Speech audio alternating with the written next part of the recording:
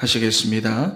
주는 그리스도시요 살아계신 하나님의 아들이시니이다. 아멘. 여러분 오늘도 주시는 말씀에 아멘하여 여러분 예배에 성공하시고 하나님께는 영광 돌리시기를 소망합니다. 옆에 계신 분들에게 이렇게 한번 인사하겠습니다. 우리 인생의 참된 표적은 예수 그리스도입니다. 믿습니까? 여러분 그리스도이신 예수를 바라보며 하나님의 절대적인 것을 구하고 형편에 매여서 원망불평하는 나 자신을 넘어가지고 임마누엘의 축복을 우리가 누려야 하겠는데 이유가 무엇입니까? 왜 그렇게 해야 합니까? 광야와 같은 우리 인생의 현장과 가정 가문의 현장을 정복해야 하니까 우리가 그렇게 해야 하는 것입니다. 그런데 우리가 없는 길을 개척하자는 게 아니지요. 이미 하나님의 말씀은 선포되어졌습니다. 우리는 그 말씀을 언약으로 붙잡고 믿음의 여정을 걸어가면 되는 거예요. 그래서 주님이 우리에게 어떻게 기도하라고 하셨느냐? 하나님의 뜻은 이미 하늘에 다 이루어져 있으니 땅에서도 그 뜻이 이루어지도록 기도하라 그랬어요. 여러분 그래서 우리의 가장 중요한 정체성은 예배자입니다. 할렐루야. 그래서 2월의 키워드가 무엇입니까? 예배자입니다. 예배자가 되어야 됩니다. 여러분 우리가 광야와도 같은 우리 인생의 현장에서 문제와 사건을 만나게 되었을 때 거기서 여러분 우리가 어떤 해석을 하고 어떤 선택을 하느냐, 여러분 이게 굉장히 중요한데 어떤 사람은 긍정적인 접근을 하고 어떤 사람은 같은 상황이지만 부정적인 접근을 합니다. 그 선택은 오로지 여러분들의 몫이겠지요. 그런데 대부분의 사람들은 부정적인 접근을 하는 것에 더 익숙하다는 것입니다. 큰일 났다, 망했다, 어떻게 하나. 여러분 그래서 당나라 때 한선이라고 하는 시인이 100년도 못 사는 인간이 1000년의 근심으로 살아간다고 했어요. 맞는 말입니다. 창세기 3장에 빠져있는 우리 인간의 근본적인 모습을 말해주는 거예요. 여러분 그런데 이제 우리는 창세기 3장에 머물러 있는 존재가 아니라 거기서부터 우리는 이미 다 빠져나왔습니다. 그렇지요. 그래서 우리는 아무리 큰 문제와 사건이 우리 인생 가운데 온다 할지라도 또다시 창세기 3장에 묶이고 결박당하는 그런 불신앙적인 접근을 해서는 안 된다는 거예요. 혹시나 오늘 이 자리 가운데 1000년의 근심 가운데 빠져 계시는 분들이 있습니까? 해결할 수 없는 불안과 어떤 염려 속에 빠져 계시는 분들이 있습니까? 그 근심과 두려움과 원망과 갈등은 여러분의 것이 아님을 오늘 이 시간 믿음으로 선포하시기를 소망합니다. 여러분 그거 붙잡고 살아갈 필요가 없어요. 하나님께서 주신 진짜 여러분의 것이 그리스도 안에 다 들어가 있는데 정말로 여러분 사도 바울의 고백처럼 그것을 찾아내고 발견하고 누리게 되는 진짜 우리 진천의 성도 다 되시기를 바랍니다. 그래서 오늘 본문에 보면은 여러분 사람 사는 것이 예나 지금이나 똑같습니다. 다른 게 없어요. 사람들이 1000년의 근심에 다 잡혀있다 보니까 그리스도이신 예수님께서 오셨는데도 불구하고 생명의 떡이 아니라 여전히 육신의 떡에만 사람들이 관심이 있다는 거예요. 그리고 생명의 복음이 아니라 빵의 복음에 관심이 있는 거예요. 그러니 불같은 바람 같은 지진 같은 그러한 표적들만 막 따라다니는 겁니다. 오늘 주시는 말씀을 통해서 우리 인생의 참된 표적을 구하고 따라가는 우리 진천의 성도 다 되시기를 바랍니다. 첫 번째로 표적을 따르는 사람들입니다. 우리 본문 1절에서부터 4절 말씀을 우리 한 번 더 읽어보겠습니다. 1절에서 4절 시작. 그 후에 예수께서 디베랴의 갈릴리 바다 건너편으로 가시매 큰 무리가 따르니 이는 병자들에게 행하시는 표적을 보았음이러라. 예수께서 산에 오르사 제자들과 함께 거기 앉으시니 마침 유대인의 명절인 유월절이 가까운지라. 아멘. 대부분의 예수님을 따라다니는 이유가 자식이 인생의 동기를 채우기 위해서입니다. 예수님 당시에도 마찬가지였어요. 당시 로마의 지배를 받으며 그들의 앞제향에 있던 유대인들한테는 빨리 메시아가 왔으면 좋겠다. 그래서 이 로마의 압제에서부터 우리를 좀 해방시켜주고 경제적으로도 좀 잘 먹고 잘 살게 해줬으면 좋겠다. 나라가 좀 정치적으로 안정이 되었으면 좋겠다. 사람들이 이런 기대를 가지고 있었습니다. 다시 말해서 그들이 기다린 메시아는 정치적인 메시아, 경제적인 메시아를 기다렸다는 거예요. 그런데 난데없이 예수라는 한 사람이 나타나가지고는 내가 그리스도다. 그러면서 많은 병자들을 치유하는 표적을 막 일으키니까 가뜩이나 갈급해져 있던 사람들이 예수님이 가는 곳마다 구름대처럼 몰려들기 시작하는 거예요. 그러면서도 사람들이 물음표를 하나 딱 가지고 있습니다. 이 사람이 정말 메시아가 맞을까? 그리스도가 정말로 맞을까? 왜냐하면 각자의 동기가 있으니까.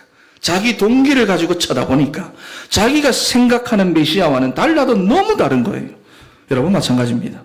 우리가 우리 인생의 동기를 가지고 신앙생활을 하면은 절대로 복음 하나가 안 깨달아집니다. 그리고 그리스도를 제대로 알지 못하고 신앙생활을 하게 되면은 느낌표, 마침표 이게 아니라 물음표를 가지고 신앙생활을 하게 되어져 있습니다. 그러니 믿음의 경주를 할 수가 없어요. 마침표가 딱 지켜져야 달려나가겠는데, 느낌표로 확신이 딱 되어져야 달려나가겠는데, 물음표를 가지고는 경주가 안 되는 겁니다. 끝까지 인내하며 달려갈 수가 없어요. 여러분 사도행전에 나오는 성도들처럼 예수는 그리스도구나 마침표로 결론 내고 느낌표로 확신 가지고 예수만 바라보며 달려나가야 하는데, 그리스도를 모르게 되면 내가 필요하다고 느끼는 내 인생의 그 갈증과 갈급함을 채우는 것이 신앙생활이라고 오해를 해버린다는 겁니다. 그래서 거기에만 잡혀버립니다. 그래서 틀린 복음, 틀린 믿음을 가지고 막 열심을 내다가 결국에는 혼자서 상처받고 혼자서 흔들리고 혼자서 낙심하다가 혼자서 실패하게 된다는 거예요. 여러분 그런데 이게 얼마나 억울한 일입니까? 평생을 신앙생활 하면서도 그리스도를 잘 모르고 사단에게 얼마나 속았으면 소명도 없고 사명도 없이 자기의 동기를 따라 떡의 복음만 따라다니고 있었다는 겁니다. 여러분 그래서 오늘 본문 2절 말씀을 한번 봐보세요. 이는 병자들에게 행하시는 표적을 보았음이로라. 결국에는 이거라는 거잖아요. 예수님을 따라다녔던 이유가 행하시는 표적을 보고 따라다닌 건데 자기 인생의 동기를 따라 떡의 복음을 구하고 있다는 거예요. 다시 말해서 표적을 일으키시는 예수님의 진정한 메시지에는 관심은 없고 내 삶에도 저런 표적과 저런 기사, 저런 불같은 바람 같은 저런 역사가 일어나면 좋겠다. 저런 역사가 내 가정과 우리 사업장에 일어나면 좋겠다. 그러고 있는 거예요. 여러분 그러니 이러한 자기 동기가 채워지지 않으면 어떻게 됩니까? 실망합니다. 흔들립니다. 갈등합니다. 낙심합니다. 포기하게 됩니다. 그래서 교회를 아무리 오래 다녔어도 복음의 능력과 하나님이 주시는 참된 축복은 제대로 맛보지도 못하고 늘 사람들에 휩쓸리고 여론에 휩쓸리고 분위기에 휩쓸리고 이유가 무엇이지요? 자기 인생의 진짜 재앙이 무엇인지를 모르고 있기 때문입니다. 여러분 그렇다면 무엇이 우리 인생의 진짜 재앙입니까? 우리 인생의 진짜 재앙, 진짜 문제는 무엇입니까? 경제 문제입니까? 사회 문제, 자녀 문제입니까? 성경은 그렇게 말씀하고 있지 않습니다. 여러분 운동선수들이 은퇴하고 TV 나오잖아요. 나이를 보면 그렇게 실제로 많지가 않습니다. 30대 초중반 정도 되는데 은퇴를 했어요. 지금쯤이면은 예전보다 전문 지식도 더 많고 경험, 노하우 더 많이 쌓였을 거고 실제로 경기를 하면 더 노련하게 운영을 할 건데도 왜 젊은 나이에 은퇴를 하느냐? 몸 상태가 다 안 된다는 거예요. 어릴 적부터 훈련을 고되게 하다가 보니 나이는 젊지만 막 무릎이 망가져 있고 근육이 다 파열되어 있고 허리에는 디스크가 있고 관절마다 다 아프고 아킬레스가 나가 있고 그러니 아무리 경험이 많고 노하우가 쌓여 있다 하더라도 몸 상태가 무너지니까 젊어도 은퇴를 할 수밖에 없다는 겁니다. 여러분 무슨 말입니까? 내게 지금 어떤 문제가 와 있느냐 이것보다 더 중요한 것이 상태라고 하는 것입니다. 여러분에게 지금 문제가 와 있습니까? 그 문제보다 더 중요한 것이 바로 여러분 한 사람 한 사람들의 상태라는 것을 알아야 됩니다. 예전에도 말씀을 드렸지만 배가 너무 고플 때 지갑에 100만 원이 있는 사람과 1000원이 있는 사람은 배고픔을 대하는 태도부터가 다릅니다. 마찬가지로 우리의 상태에 의해서 문제가 되기도 하고 안 되기도 하는 건데 또 그 상태에 의해서 문제를 대하는 태도도 다르고 문제 속에서 받는 응답도 다르고 문제를 누리는 누림도 다르다는 거예요. 그래서 우리의 상태라고 하는 것은 너무 중요한데 우리의 중요한 상태가 하나 있지요. 여러분 사람이 아무리 똑똑하고 아무리 착하고 성실하게 살아도 그 영적인 상태가 하나님을 떠나 있으면 그 자체가 바로 재앙이라는 것을 성경은 말씀하고 있습니다. 여러분 그래서 로마서 3장 23절 말씀 한번 읽어보겠습니다. 시작. 모든 사람이 죄를 범하였음에 하나님의 영광에 이르지 못하더니 아멘. 여러분 여기 보니까 모든 사람이라고 분명하게 말씀하고 있습니다. 이 땅에 태어나는 모든 사람들은 다 죄인으로 태어납니다. 그런데 여러분 죄인이 무엇을 못합니까? 죄인도 이 땅을 살아가면서 돈 많이 벌 수 있습니다. 성공할 수 있습니다. 훌륭한 일도 할 수 있습니다. 그런데 무엇을 하지 못하느냐? 하나님의 영광에는 이르지 못하는 거예요. 왜냐하면 상태가 그렇습니다. 남의 집 아들이 성공한 게 우리 집과는 아무 상관이 없듯이 말이지요. 요한일서 3장 8절 말씀을 보면 죄인은 누구에게 속했다? 마귀에게 속해 있다 그랬어요. 쉽게 말해서 여러분 남의 집 자식입니다. 그러니 죄인의 성공은 하나님과 상관이 없을 뿐만 아니라 하나님은 기뻐하지 않습니다.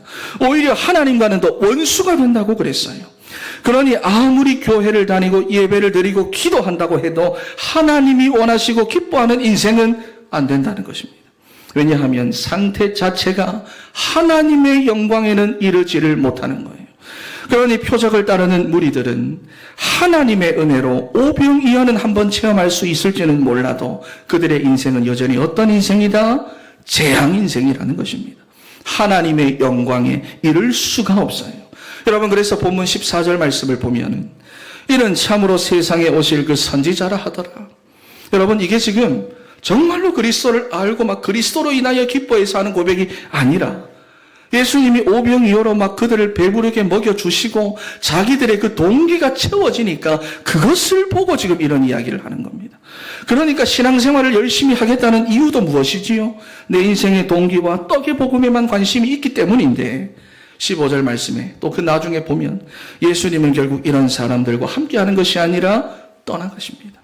예수님이 떠나가십니다. 무리들은 따라와도 예수님은 떠나가시는 겁니다. 여러분 그래서 기억해야 됩니다. 우리가 엘리야처럼 바람 같고 불 같고 그리고 정말로 지진과도 같은 하나님의 역사들을 많이 기대하고는 하는데 하나님은 그렇게도 역사를 하지만 그곳에는 계시지 않는다 그랬어요. 하나님은 세미한 소리 가운데 거하시고 말씀으로 우리와 함께 하시고 성령으로 역사하시는 하나님이신 줄 믿습니다. 그래서 스가랴 4장 7절 말씀에 이는 힘으로 되지 아니하며 능력으로 되지 아니하며 오직 나의 영으로 되느니라 그랬어요. 여러분 그래서 가장 중요한 것은 나의 상태부터 바꾸는 것입니다. 이게 가장 중요합니다. 나의 상태를 바꾸는 것입니다. 하나님을 참되게 예배할 수 있고 하나님이 언제든지 우리 인생 가운데 찾아오실 수 있고 함께 하실 수 있는 예배자의 상태가 되어야 되는 거예요. 여러분 그러면은 문제가 문제되지 않습니다. 하나님 언제든지 나와 함께 하시고 나를 찾아오실 수 있으면 문제가 문제되지 않습니다. 오히려 그 문제를 통해 살아계신 하나님을 체험하는 시간표로 바꾸어 버립니다. 과거 상처에 집착하지 않고 모든 과거 다 발판으로 만들어버립니다. 왜냐하면 하나님이 나와 함께 하시는 그 임마누엘의 축복 속에 내가 있게 되니까 언제나 하나님 나와 함께 하는구나. 하나님 나와 함께 하는구나. 누려지게 되니까. 여러분 그런데 사단이요. 이거 하나 못 누리게 합니다. 이걸 못 누리게 하는 거예요. 우리 인생을 혼돈과 공허와 흑암으로 덮어가지고는 못 보게 하는 거예요. 그래서 형편을 보면 그 문제에만 집착하도록 우리를 속이고 내가 느끼는 내 감정에 잡혀 갈등하게 만들고 내 필요에 끌려다니며 인생의 갈증만 더 느끼게 만드는데 그러면서 우리는 입으로 어떤 고백을 합니까? 부족하다, 모자라다, 없다, 안 된다. 우리를 자꾸 이렇게만 사로잡아가면서 복음 하나 못 누리도록 만들어버린다는 거예요. 여러분 그래서 오늘 본문에도 한번 봐보세요. 문제를 누릴 힘이 제자들한테는 없습니다. 사람들에게 없습니다. 인생의 그 부족하고 연약함을 누릴 수 있는 힘이 없어요. 예수님이 분명히 함께하고 계시는데도 그 힘을 발견해내지 못하고 찾아내지 못하고 있습니다. 5절 말씀 한번 읽어보겠습니다. 본문 5절 시작. 예수께서 눈을 들어 큰 무리가 자기에게로 오는 것을 보시고 빌립에게 이르시되 우리가 어디서 떡을 사서 이 사람들을 먹이겠느냐 하시니 아멘. 예수님께서 많은 무리들이 있는 것을 보시고는 가까이 있던 빌립에게 물어본 겁니다. 그러자 빌립이 대답을 하지요. 7절 말씀. 빌립이 대답하되 각 사람으로 조금씩 받게 할지라도 200데나리온의 떡이 부족하리이다. 예수님과 함께 있으면서도 그리스도를 제대로 모르면 이렇게 되는 거예요. 예수님, 지금 우리 가진 돈이 없으니까 이 사람들을 먹일 수 있는 방법이 없습니다. 그러니 그냥 돌려보내는 것이 좋을 것 같습니다. 그랬더니 8절 9절 말씀 한번 읽어보겠습니다. 8절 9절 시작. 제자 중 하나 곧 시몬 베드로의 형제 안드레가 예수께 여짜오되 여기 한 아이가 있어 보리떡 5개와 물고기 2마리를 가지고 있나이다. 그러나 그것이 이 많은 사람에게 얼마나 되겠사옵나이까. 아멘. 빌립이 해결할 방법이 없다는 아주 계산적인 대답을 하며 합리적인 대안을 내놓을 때 안드레는 한 아이가 가지고 있던 도시락을 예수님께로 가져와서 쥐어드린 거예요. 여러분, 그런데 사실 안드레도 보면은 우리가 가진 게 이것뿐인데 무슨 도움이 되겠습니까? 하면서 푸념하면서 가져왔습니다. 여러분, 분명히 빌립의 말도 맞고 안드레의 말도 맞고 틀린 말이 아닌데 이게 어떤 말이냐 하니까 속는 말입니다, 여러분. 이성적이고 합리적이고 계산적이고 현실적이고 맞는 말인데 이 속는 말이에요. 마치 가나안을 정탐하러 갔던 10명의 정탐꾼들처럼 말이죠. 현실을 제대로 바라보며 잘 헤아리고는 있지만 놓친 것이 하나 있습니다. 무엇을 놓쳤습니까? 나와 함께 하시는 그 하나님이 누구신지, 하나님의 그 언약을 믿지 않았고 하나님의 능력도 믿지 못했습니다. 여러분, 그런데 오늘 제자들도 마찬가지로 말씀하고 계시는, 지금 자기와 함께 하시며 자기들에게 말씀하고 계시는 그 예수님이 누구신지를 제대로 몰랐던 거예요. 그러니 정말로 합리적으로 예리하게 말은 하는 것 같은데도 문제를 누릴 수 있는 힘이 제자들에게는 없었다는 것입니다. 여러분, 메스키트라는 넝쿨 비슷한 사막 식물이 있습니다. 이 식물의 특징은요, 많은 뿌리를 가지고 있는데 사막의 모래 밑으로 60m까지 뿌리를 내린답니다. 위에는 조금 나오고 밑으로만 60m. 그리고는 땅 밑에 있는 수분을 다 없애버린대요. 그러니 사막의 뜨거운 태양빛과 모래바람 속에서도 그 환경과는 상관없이 사막에서 생존해낼 수가 있다는 겁니다. 여러분, 마찬가지로 우리가 예배자가 되어 우리 인생의 뿌리를 하나님의 말씀에 정말 깊이 뿌리를 내리고 복음의 뿌리 내리고 있어야 우리 인생의 그 어떠한 문제라도 누릴 수 있고 어떠한 형편이라도 누릴 수 있는 힘이 우리 가운데 생기게 되는 것입니다. 여러분, 그러니 인생의 동기를 따라 떡의 복음을 구하는 그 종교생활 하지 마시고 예배자라는 자기 정체성을 확실하게 하셔서 광야가 아름다운 밭이 되고 숲이 되는 그 믿음의 경주를 힘있게 달려나가시는 우리 사랑하는 진천의 성도 다 되시기를 바랍니다. 할렐루야. 그래서 두 번째로 우리는 여러분 참된 표적을 구하는 인생이 되어야 됩니다. 그러지 못하면 우리 신앙생활요, 떡의 복음만 구하며 따라다니는 종교생활 되어버립니다. 그래서 성경에서 말하는 표적이 무엇이냐? 성경에서 여러분 표적을 말할 때마다 나오는 중요한 공통점이 있지요. 여러분, 이 사람들이 그냥 따라다녔기 때문에 얻은 것이 아닙니다. 출애굽기 12장 13절 말씀을 보면 한번 읽어보겠습니다. 시작. 내가 애굽 땅을 칠 때에 그 피가 너희가 사는 집에 있어서 너희를 위하여 표적이 될지라. 내가 피를 볼 때에 너희를 넘어가리니 재앙이 너희에게 내려 멸하지 아니하리라. 아멘. 6월절 어린 양의 피를 보고 재앙이 넘어갔다. 이것을 표적이라고 말합니다. 예수 그리스도를 통해 우리 인생이 받아야 될 그 죄와 죄의 저주와 재앙이 넘어갔다. 이걸 표적이라 말하는 거예요. 누가복음 2장 12절 말씀도 읽어보겠습니다. 시작. 가서 강보에 쌓여 구유에 뉘어 있는 아기를 보리니 이것이 너희에게 표적이니라 하시니. 아멘. 여러분, 별을 따라서 멀리서부터 온 동방의 박사들이 어떻게 여러분 그리스도를 알아보겠습니까? 누가 마리아고 누가 어떤 아기가 그리스도인지 어떻게 알아봅니까? 그런데 말씀을 통해서 인도받아 갔더니 그리스도를 보게 되었다는 것입니다. 여러분, 말씀을 통해 인도받았더니 복음을 알게 된다. 표적입니다. 그리고 마태복음 16장 1절 말씀이 바리새인과 사두개인들이 와가지고는 하늘로부터 오는 표적을 보여달라고 말하잖아요. 표적을 보여주면 내가 진짜 잘 믿겠다. 그런데 마태복음 16장 4절에 보면은 예수님이 이렇게 말씀합니다. 음란하고 악하고 음란한 세대가 표적을 구하나 요나의 표적밖에는 보여줄 표적이 없느니라 하시고 그들을 떠나가시니라 그랬어요. 여러분, 요나의 표적이 무엇을 말합니까? 3일 밤낮으로 물고기 뱃속에 있다가 나온 것을 말하는데 예수 그리스도의 죽음과 부활을 말씀하는 거예요. 그러니 우리 인생의 참된 표적은 여러분 다른 게 아닙니다. 십자가에서 죽으시고 부활하신 예수 그리스도가 나의 그리스도가 된 것이 우리 인생의 참된 표적이고 이것이 믿어지는 것이 표적인 줄 믿습니다. 여러분, 예수가 그리스도 되심이 믿어집니까? 십자가 위에서 다 이루었다 선언하신 그 말씀이 내 삶에 이루어졌다는 것을 여러분은 믿어지십니까? 하나님이 살아계시고 그분이 성령으로 내주하시며 나와 함께하고 계신다는 그 사실을 여러분들은 믿습니까? 그게 표적입니다. 그게 표적이에요. 그래서 고린도전서 1장 22절과 24절 말씀을 보면은 유대인들은 눈에 보이는 표적을 구하고 헬라인들은 나를 한번 믿게 해봐라. 그런 지혜와 지식을 찾지만은 우리는 십자가에 못 박히신 그리스도만 증거하니 이것이 유대인들에게는 거리낌이 되고 헬라인들에게는 미련한 것이로되 우리에게는 하나님의 능력과 지혜요 참된 표적이다 그랬어요. 그러니까 내 삶에서 여러분 복음이 복음으로 믿어지고 복음이 복음으로 고백되어지고 복음이 복음으로 선포되어지는 것이 표적인 줄 믿습니다. 혹시나 이 자리에 안 믿어지는 분들이 있습니까? 여러분 인생에 있어 가장 복된 시간표가 온 것임을 믿으시기를 원합니다. 여러분 그러니 다른 거 붙잡지 말고 마태복음 7장 7절 말씀 하나님께 구하고 찾고 두드리세요. 다른 이름과 다른 방법을 주신 적이 없습니다. 그리스도 언약 붙잡고 구하세요. 예수 그리스도를 찾으세요.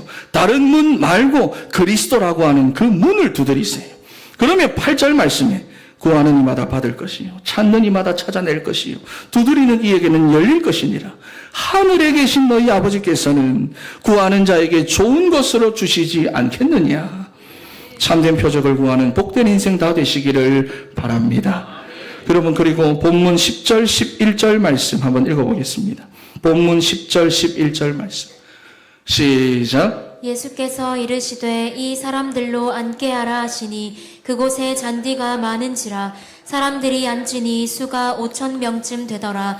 예수께서 떡을 가져 축사하신 후에 앉아있는 자들에게 나눠주시고 물고기도 그렇게 그들의 원대로 주시니라. 아멘. 여기 보면은 예수께서 떡을 가져 축사하신 후에 앉아있는 자들에게 나눠주셨다 그랬는데 알잖아요. 아무것도 없었습니다. 아무것도 없었는데 원대로 주니라 그랬어. 말이 안 맞지요? 아무것도 없었는데 원대로 주니라. 여러분 주님이 하시면 불가능을 가능하게 하시는 줄 믿습니다. 여러분 개인과 가정과 산업 현장에도 마찬가지. 아무것도 없어도 원대로 주시는 하나님이신 줄 믿습니다.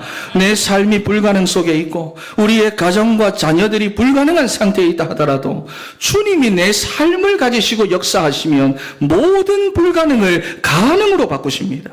여러분 그러니 주님이 여러분의 삶을 가지시고 역사하시도록 주님의 손에 쥐어드리세요. 여러분의 가정 자녀들 여러분들이 움켜쥐고 있지 말고 주님께 내어드리시기를 원합니다. 빌립보 4장 13절 말씀에 내게 능력 주시는 자 안에서 내가 모든 것을 할 수 있느니라 그랬잖아요.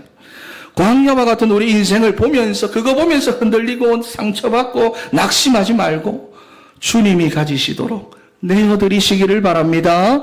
그러면 불가능의 현장을 정복하게 하시는 그 하나님의 역사가 여러분의 삶에서도 시작되는 거예요. 혹시나 이번 명절에 가족들 만나고 와가지고는 역시나 우리 집은 안 되겠습니다. 우리 자녀들 안 되겠습니다. 그렇게 낙심하는 분들이 있습니까? 여러분 낙심하지 마시고 불가능을 가능으로 바꾸시는 하나님이 가지시도록 여러분 자녀들 내어드리시기를 바랍니다. 주 예수를 믿으라 그리하면 너와 내 집이 구원을 얻으리라 그랬어요. 여러분 그런데 그거 아십니까? 사도행전 16장에 나오는 이 메시지는 불가능한 현장에서 선포된 메시지라는 거 아십니까?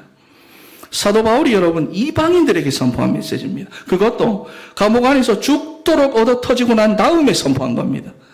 그런데도 주님이 역사하니까 그 불가능의 현장이 정복이 돼버린 거예요. 여러분 다른 거 없습니다. 말씀 붙잡고 믿음으로 내어드리는 여러분 다 되시기를 바랍니다. 그리고 참된 표적이 되시는 예수 그리스도를 구하는 삶이 되면 우리 인생의 필요를 하나님이 채워가시는데 여러분 오늘 본문에 보니까 축사라고 하는 말이 나오지요. 축사가 무슨 말입니까? 유카스테리오라고 하는 말인데 하나님께 감사를 드렸다라는 것입니다. 누가? 주님께서. 그러니까 주님께서 우리의 삶을 가지시고 하나님께 감사를 드릴 때, 주님께서 우리의 삶을 다 가지시고 기뻐하실 때 먹고도 남는 오병이의 역사가 나타나게 되는 것입니다. 여러분, 그러니 주님께 드려지는 여러분의 삶과 여러분의 가정이 하나님께 드려지는 기쁨이 되고 감사가 되도록 여러분부터 참된 표적이 되신 예수 그리스도를 구하는 여러분 다 되시기를 바랍니다. 본문에 보시면은 여러분, 우리 주님 다 알고 계시거든요. 사람들이 지금 배가 너무 고프구나, 그들의 필요, 여러분들의 필요 다 알고 계시거든요. 그리고 한 아이의 도시락이 딱 들여줬을 때 그것을 가지고 축사하시며 그들이 원하는 대로 원대로 주셨고 5,000명이 먹고도 12바구니가 남도록 하나님 하셨습니다. 마찬가지로 주님 다 알고 있습니다. 몰라서 하나님 모르시는 것이 아니라 다 알고 계십니다. 여러분 인생에 지금 무엇이 필요한지, 무엇이 지금 급하고 무엇이 중요한지 다 알고 계십니다. 그래서 주님이 우리의 인생을 가지시고 기뻐하시며 하나님께 감사를 드리시도록 참된 표적이 되시는 예수 그리스도를 여러분들이 구하세요. 그러면 모든 불가능을 가능으로 바꿔주시고 우리 인생의 필요까지도 원대로 채워주시는 이 오병이어의 역사가 여러분들의 삶에 나타나게 됩니다.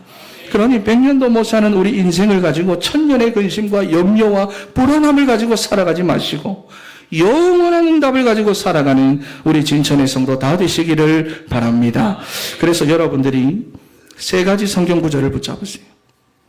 세 가지 성경 구절을 붙잡고 하나님이 여러분이 채워주실 수밖에 없는 기준을 여러분들이 붙잡으시기 바랍니다. 첫 번째로 마태복음 6장 33절입니다.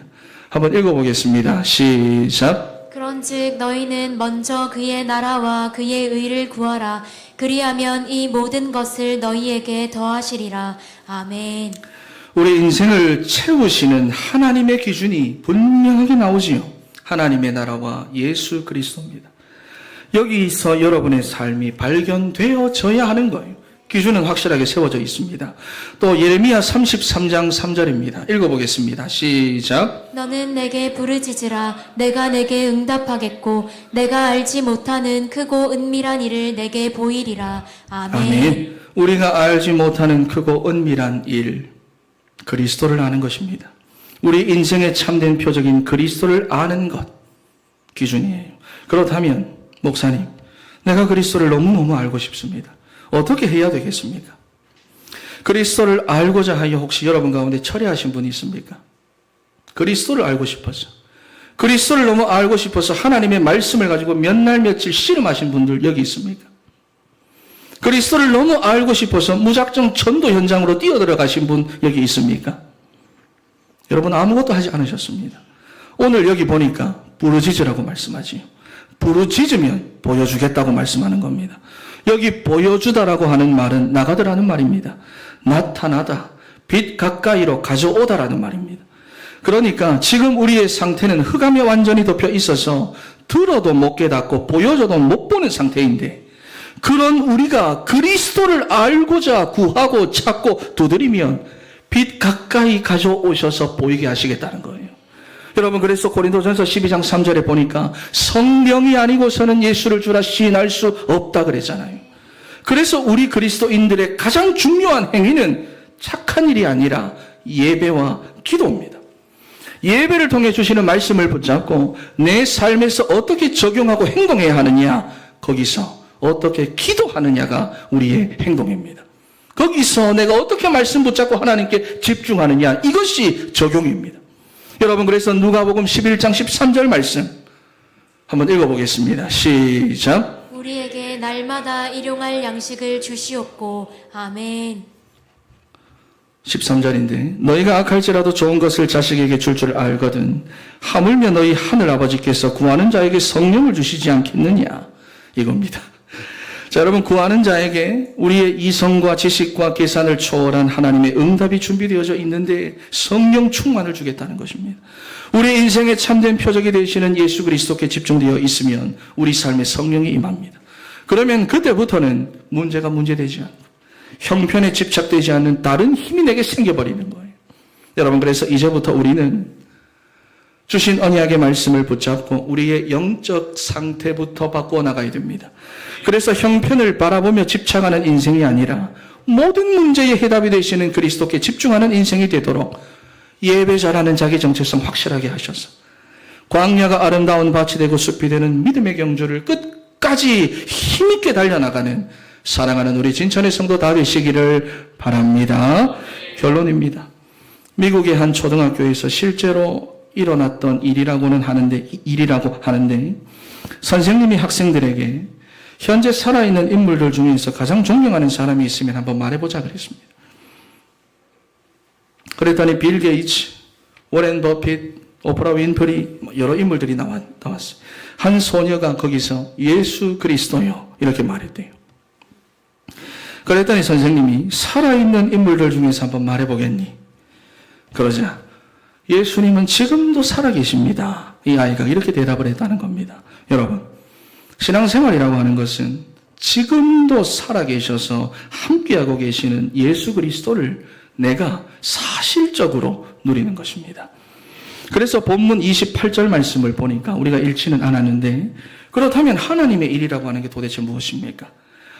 도대체 우리가 어떻게 해야 하나님의 일을 할 수 있습니까? 떡의 복음만 구하며 표적을 따라다니던 사람들이 예수님의 말씀에 너무 답답해서 이렇게 물어보니까 예수님이 뭐라고 답을 하느냐? 29절 말씀을 한번 읽어보겠습니다. 29절 시작. 예수께서 대답하여 이르시되 하나님께서 보내신 이를 믿는 것이 하나님의 일이니라 하시니 아멘. 하나님이 보내신 예수 그리스도를 믿는 것이 하나님의 일이라는 거예요. 그렇습니다. 지금 여러분 인생에 있어 가장 중요하고 필요한 하나님의 일은 예수 그리스도를 제대로 믿는 것입니다. 그래야 광야가 아름다운 밭이 되고 숲으로 여기게 되는 하나님의 역사를 사실적으로 내 삶에서 체험하게 되는 거예요.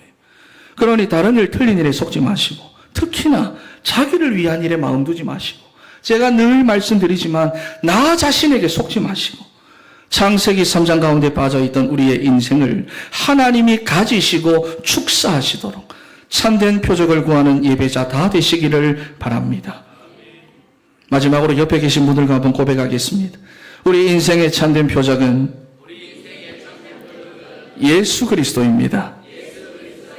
우리 한 번 더 이제는 또 다른 분들 한번 바라보면서 고백하겠습니다. 맨날 같은 분들만 보지 마시고 우리 인생의 참된 표적은 예수 그리스도입니다. 할렐루야. 기도하겠습니다. 하나님, 지금까지 내가 주인 되어 살아왔던 내 인생을